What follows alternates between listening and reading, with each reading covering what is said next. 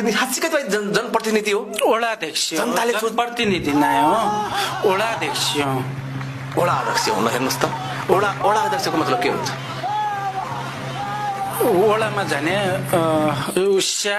तपाईँ जनतालाई प्रष्ट रूपमा बताउनुहोस् कि तपाईँ जनताबाट निर्वाचित भएर तपाईँ वडा अध्यक्ष हुनुभयो? चुनावमा चुनावमा भयो, साइन गरिदियो उनीहरू कागजमा। सचिवजी जो बनाइदिनु भयो सचिवजी, उनमा म साइन नगरे भने नि त म साइन गरिदियो। होइन, तपाईँ चाहिँ त्यो साइन गर्ने मान्छे पनि कसरी हुनुभयो?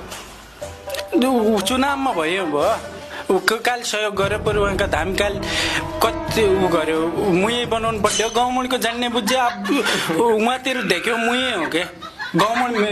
तपाईँले एउटा कुरा बताउनुहोस्, तपाईँले चाहिँ चुनाव कसरी लड्नु भएको थियो? लडे काहीँ नै, एकै तल्ला घर आबुसी लडै भइयो। हे भगवान, होइन तपाईँले चाहिँ वडा अध्यक्ष हुनुको लागि तपाईँलाई त मान्छेले भोट दिएको होला नि? मुलाई नै दियो हो, स्कुलमा दियो, स्कुलमा गर्यो, स्कुलमा गर्यो अरे। स्कुलमा भोट दिएपछि तपाईँ जनप्रतिनिधि कसरी हुनुभयो? तपाईँ वडा अध्यक्ष कसरी हुनुभयो त? भोलिका दिन पदभार गर भन्नुभयो, मुलाई उहाँ वडामा लग्या भयो, कुका लग्या, धामका लग्या।